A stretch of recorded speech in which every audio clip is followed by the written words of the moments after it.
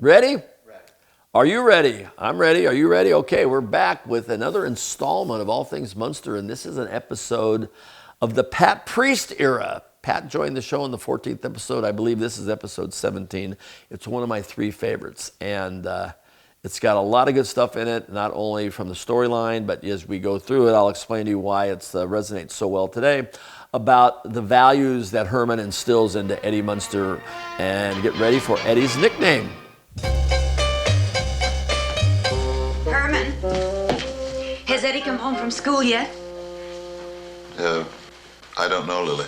I just got home myself. I had to stay a little late at the parlor and lay out some things for the boss. Well, I'm about to fix supper, and I want to ask him about dessert. So let me know when Eddie comes in. I said, will you let me know when Eddie comes home? Oh, yes, dear.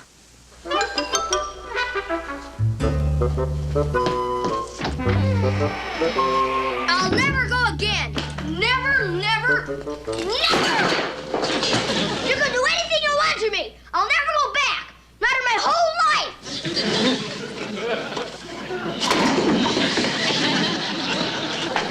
I don't care what you do to me. I won't go back even if I died. Never, never, never, never. I'm through at school. Never again. I wouldn't go back if I died 100,000,000 times. Lily? Oh, Lily? Yes, dear? I think Eddie's home from school. Okay, by now we're pretty much a solid show, and I remember the script started getting a little bit more meaty for Eddie.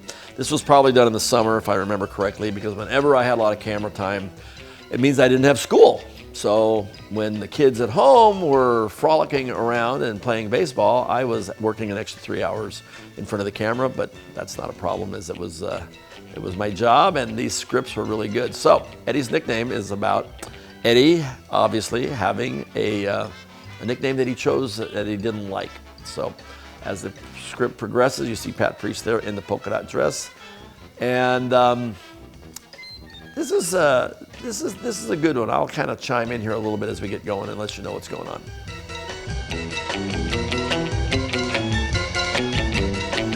Keep an eye out for Paul Lynde as Dr. Dudley. He did several episodes, but this was my favorite. And Joe Pebney, the director, he was one of my favorites because he did a lot of the Star Treks. But Herman, if Eddie said all those things about being through with school, there must be a reason. Didn't you even ask him? Well, maybe they just sent them home. Kids are always playing pranks. I remember when I went to school, some of the kids used to put the girls' It's easy to see the makeup so much better, too. We jump forward about 16 episodes, and you can see Herman's like really refined now, and everybody's out their comfort zone for the wardrobe and the makeup. Even me. No. With little Orphan Annie in such a mess, I guess I just didn't get around to it.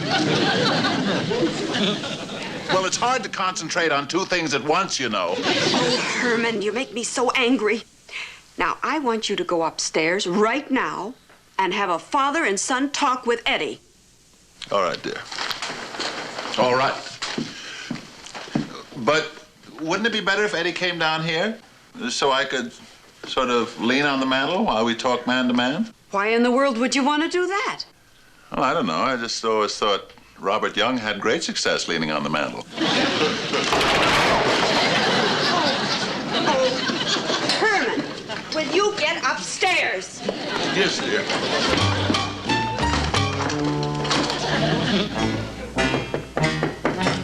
Eddie?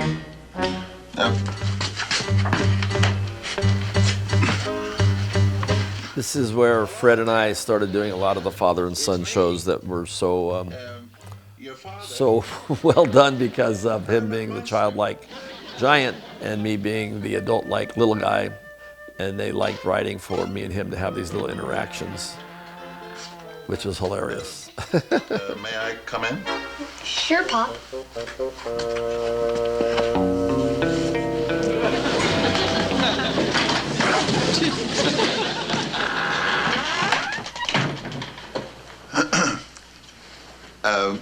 Eddie, I came up here to have a little talk with you. Man to man. Mom made you, huh?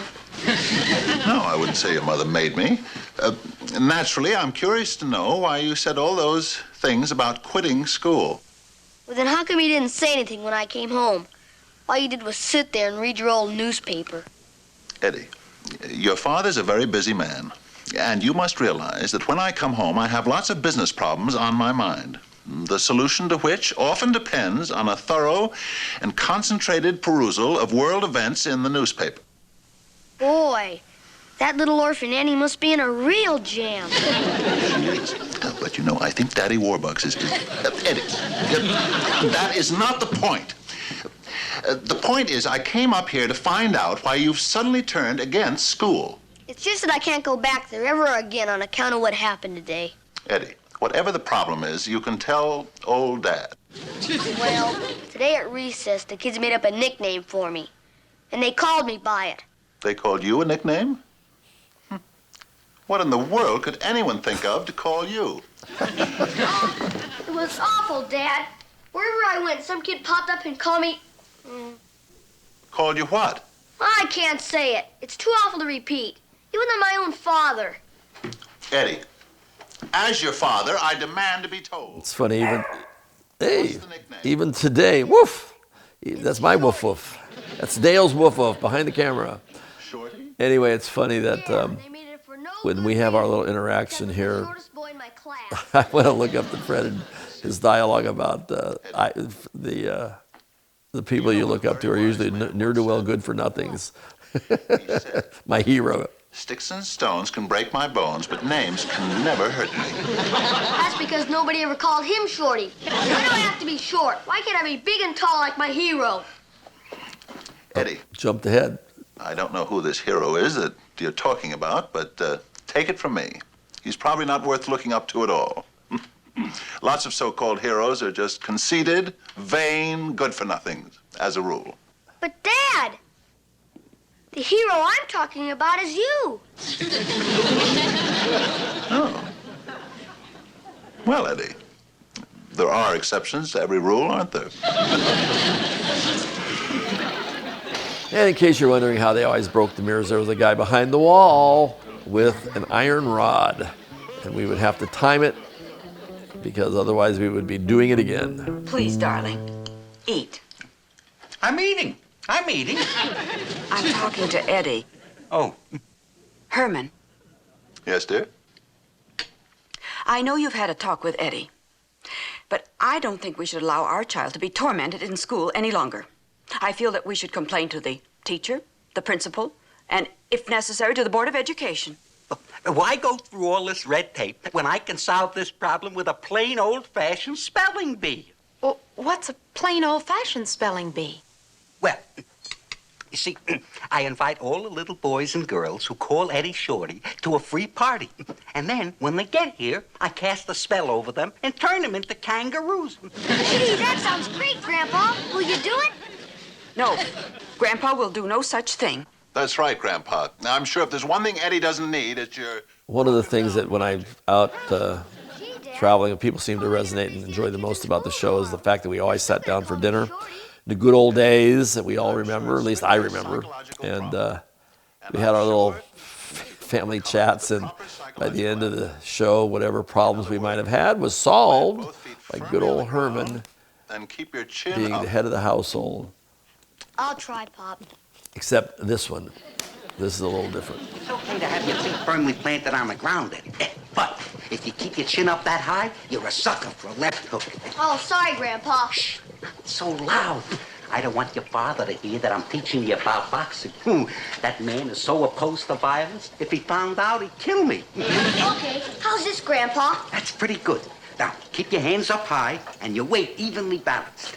This is one of the ones that I remember the best. I actually can recall this whole scene with Grandpa and the boxing gloves, which That I'm one of your classmates, and we're standing in the schoolyard. is of interest to me. It may not be of interest to you, but it's of interest to me, so I hope you enjoy it as well. We're ready to go. You point behind me and say, "Hold it, a teacher is coming." See? And then as I turn to look, left and right in the snow. Got that? Okay, now, let's get set.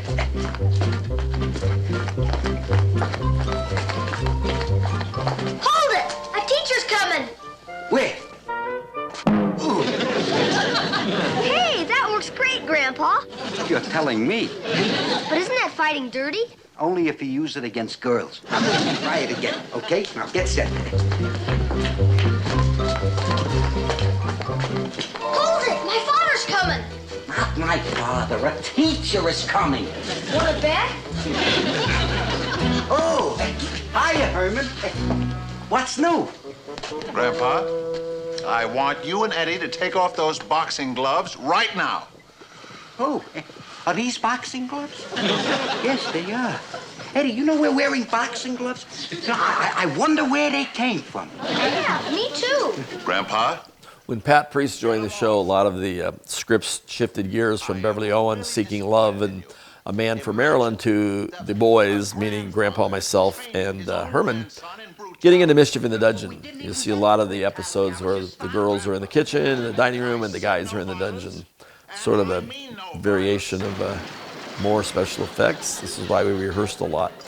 In case we made a mistake, they didn't have to redress the set. You know, Eddie, I love him. But there are times I'd like to bite him right in the throat. Night, Grandpa. You going to bed? I have to get plenty of rest so I'll have enough energy to cry all day tomorrow when the kids call me Shorty. Wait a minute. Come back. You won't have to cry all day tomorrow. Now that I think about it, it's one of the few times I'm seen out of my outfit. Why not? You know, there's the one with the track meet, and then usually when I'm in the house, you don't really see me either in pajamas or in my suit. So this is unusual. I just noticed that. Ever use it before? And I've seen this episode 8 trillion I once gave it times. to a pirate friend of mine who was only 5 feet tall. Did it work? Did it work? So if you guys ever see anything that you'd like have questions answered, or you see something unusual that you never noticed before, feel free to join us and chime in, comment, like it, 6 inches? subscribe, and I will do my best to communicate out with you, and we'll enjoy this together. Bottoms up. Ugh, tasted awful. Good. Now, nighty-night, and sleep tight.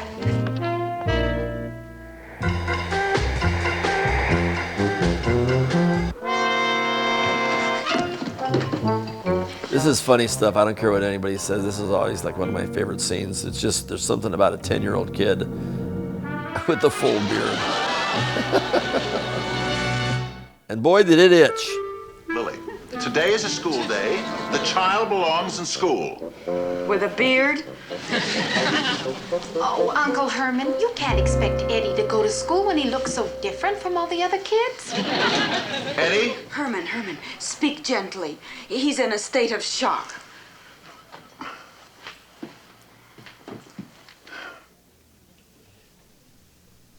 Eddie, come upstairs.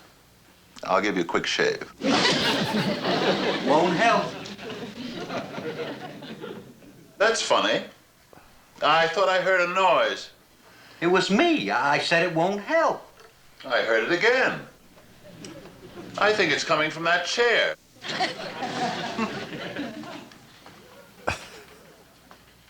I can't understand it. Nobody's sitting here. Oh, come on, Herman. Knock it off. Will you stop with the silent treatment?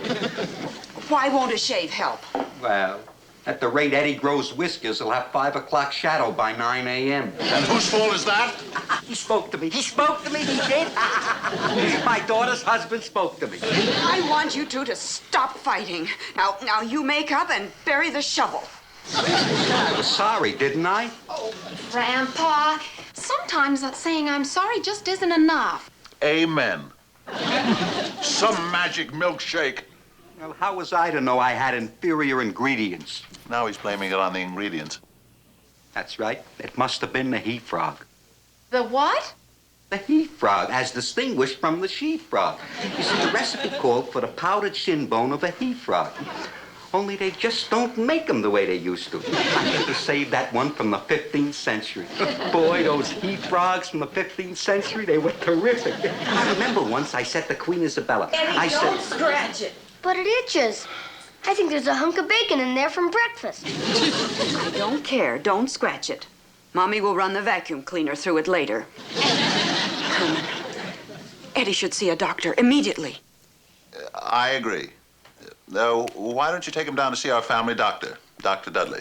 No, I think you should take him. After all, you are the boy's father, and it's a very serious problem. I still wish you'd take him. Why? Because if I walk down the street with a boy wearing a beard, everybody's going to stare at me. That's why. Nonsense. The least you could do would be to phone the parlor, ask for the morning off to take your son to the doctor. That's true, Herman. And I have a clever idea how to disguise Eddie so you won't be embarrassed when you walk down the street. Oh, Grandpa, don't try any more of your magic on him. No, Grandpa, don't you try turning him into anything. I have no intention of hopping across town with a bearded kangaroo. Don't you worry, Herman. Eddie, come with me. Eddie, you know who you look like? Who? Mitch Miller. Sorry, Eddie, I'm sorry. I was only kidding. Come with me. I'm sorry. For those of you who don't know who Mitch Miller was, he was a famous TV band leader back in the day with the big beard. So here we are at Dr. Dudley's office. This is one of my favorite scenes. All right, And Paul Lynde, long before he was the center square or Uncle Arthur on Bewitched, Are you emotionally prepared? was our Dr. Dudley. Emotionally prepared for what? Mr. Herman Munster. Oh, no. I'll never forget the last house call I made there. I was writing out an order for an autopsy when Mr. Munster double-crossed me and sat up in bed. Well, today we have Mr. Herman Munster and son. And son, Mr. Munster had the guts to become a father. Apparently. Do they, look alike? No, the little boy is much shorter. That's not what I meant. Do they look alike in, for lack of a better word, the face? Why don't you peek in the waiting room and see for yourself? All righty, I will.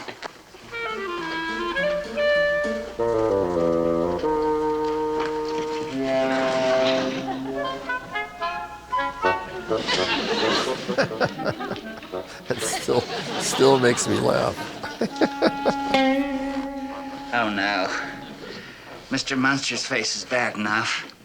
Imagine what his son's must look like if he has to cover it with a paper bag. Shall I show them in now? Yes, but you better have Miss Hanson stand by with an anesthetic. For the patient? No, for me.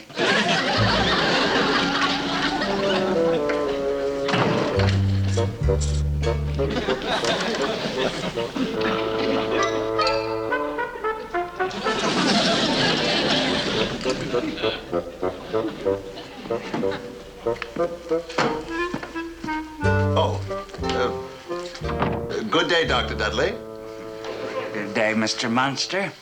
And what, I mean, who have we here? This is my son, Dr. Dudley. And, what's your name, little man?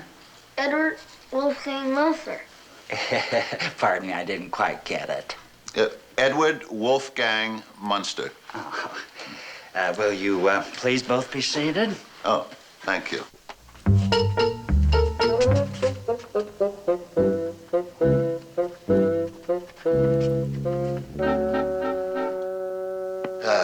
Okay, Eddie. We're going to let the doctor see your face. Way before the unknown comic on the Gong Show, the paper bag. How old is little Eddie Wolfgang again, Mr. Munster? He's 10. 10. Excuse me just a minute.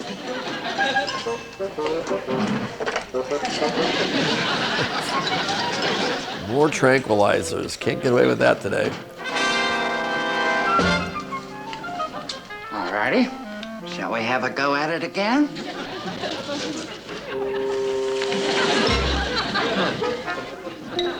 Oh, my goodness. Has he had it since birth? The head? Oh, yes, that's the original. The beard. Oh, only since this morning. His grandfather gave him a frog leg cocktail yesterday to make him grow. But it just grew a beard. Excuse me just a minute. I look back on these sometimes and I imagine how lucky I am to have been working with these two great actors, Fred and Paul Lynde, great comedy geniuses, both of them.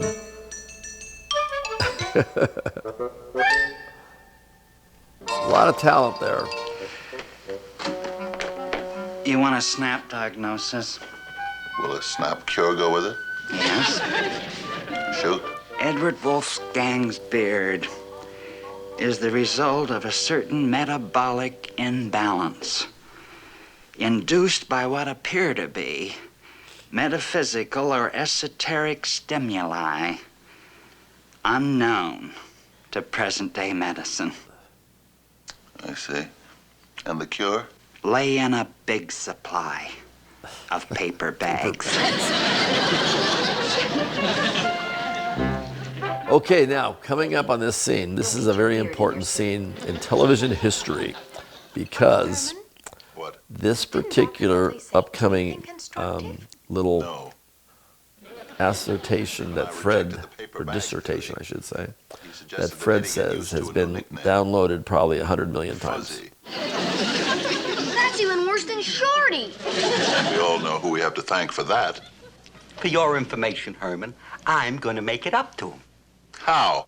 I'm going to make him my partner. A partner in what? Well, you remember that potion that Eddie drank? How could we forget it? I'm going to mass produce it and sell it at $3 a bottle as a sure cure for baldness. Eddie, sit up straight. I'll make a fortune, and I'll split with him 60-40. What's the matter with 50-50? You want me to split 50-50 with a 10-year-old kid? I don't want you to do anything. Just... Eddie! So this is a little interesting fact about my beard. The original beard that was used was a human hair beard that was spirit gummed, laid on, very itchy. But you might wonder, what were they using right now to make the beard dissolve? And I'm going to let the cat out of the bag and let you know some makeup magic. It was cotton candy.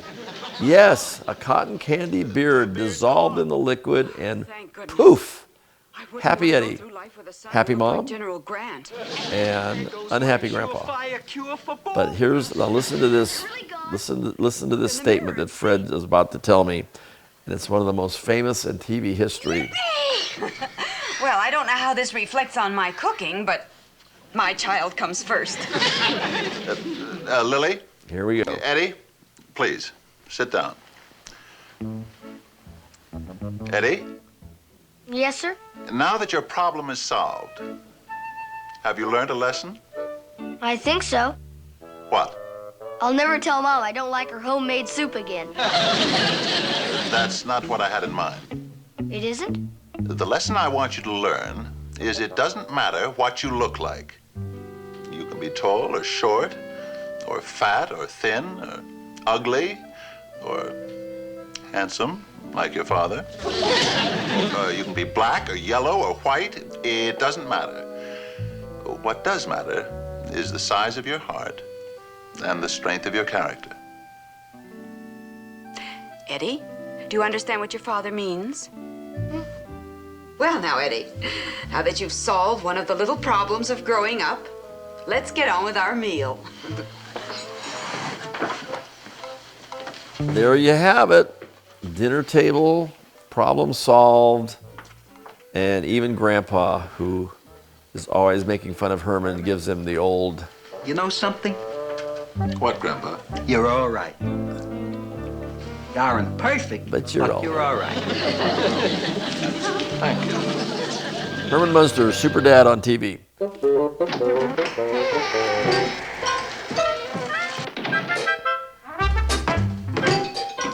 Hello, Lily dear. Hello, Herman, dear. Herman, you gotta talk to Eddie. Yes, he's up in his room crying. What happened today? Well, he was playing baseball with some other boys in the neighborhood, and he struck out with 2 out and the bases loaded. Poor kid. He must feel awful. I'll go upstairs and talk to him. Herman, Lily, I've got an idea that can solve this whole problem. Now, What? if I could get a hold of a bat A baseball bat once used by Stan the Man Musial. Now, I could take it down into the lab, brush it into a fine powder so that he would be able to digest it. I remember once saying to him, There you have it. Thanks for joining me. All Things Munster, Eddie's nickname, one of my favorite episodes, and hopefully one of yours as well. Ring the bell, like, send commentary, ask questions, be involved. I would love to hear from you and look forward to doing it again real soon.